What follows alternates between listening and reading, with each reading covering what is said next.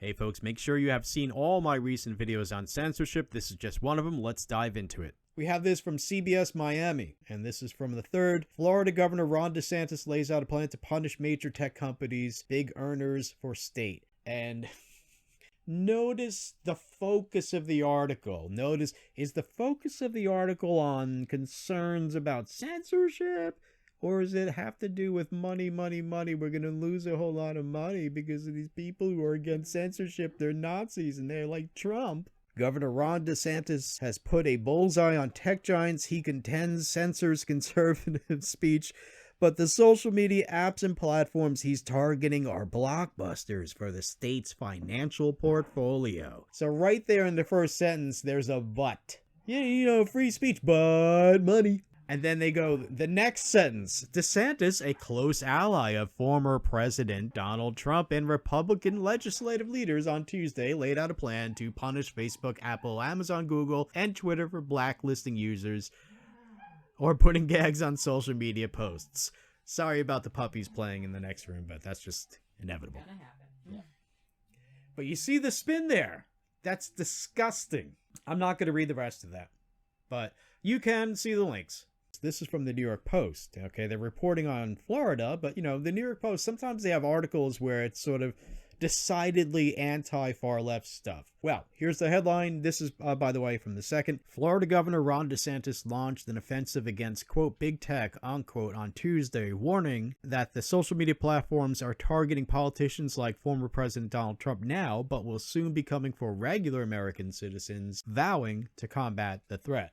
Quote, today they may come after someone who looks like me. Tomorrow they may come after someone who looks like you, unquote, DeSantis, a Republican, said during a news conference outside the state capitol as he announced the Transparency in Technology Act. And by the way, folks, if you can find a copy of that press conference that isn't really scrambled, please let me know in the comment section, folks. I was looking, tried to download it. It's scrambled, whether you get it from, you can get it from Facebook, YouTube, etc. It seems that the recording itself was scrambled or something happened there. I don't know. It's virtually impossible to listen to without getting some sort of a, I guess, seizure or something. Anyway, the New York Post continues. The governor said he intends to, quote, protect privacy, unquote, from the, quote, oligarchs in Silicon Valley, unquote, Google, Facebook, and Twitter, because the platforms have, quote, changed from neutral platforms to enforcers of preferred narratives, unquote. Quote, I'm committed to addressing what may be one of the most pervasive threats to American self-government in the 21st century, unquote, he said. He singled out Twitter for suspending Trump's account, quote, due to the risk of further incitement of violence, unquote, after January 6th Capitol riots, and Amazon closing its servers to the social media alternative Parler. Quote, what about the 88 million Americans who chose to follow Donald Trump? Sorry, content moderators on Twitter pulled the plug, unquote, DeSantis said. And there he is.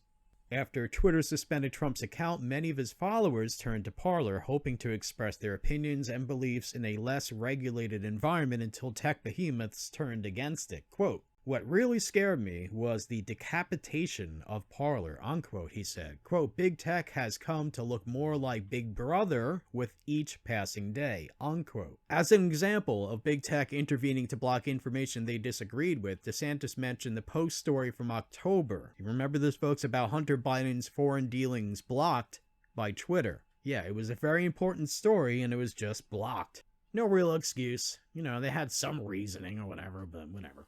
Quote, the Hunter Biden story was true. The typical corporate media outlets chose to ignore it. They wanted to beat Trump, unquote, he said, adding that the report about President Biden's son, quote, couldn't get any traction, unquote, weeks before the election. No doubt some of you noticed that, folks, because we sure did. He said reporters wouldn't have hesitated to go after him if he were the subject of the same story.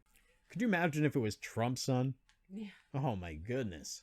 I mean, you know, it is something that they should report on. That is true. But I'm just saying we would see the hypocrisy if it was Trump's son. Yeah. Well, anyway. Quote, you're trying to tell me if there's hacked information that could damage me, you guys wouldn't print it? Give me a break, unquote, DeSantis said. Quote, you guys would print it every single day if you could, and big tech would allow it to proliferate 24/7, unquote. Now, Notice he was haranguing the press. He was pointing out, their dishonesty. Maybe that's why the other source was like, hey, he likes freedom of speech, but money, money, money, money, money, money. Yeah.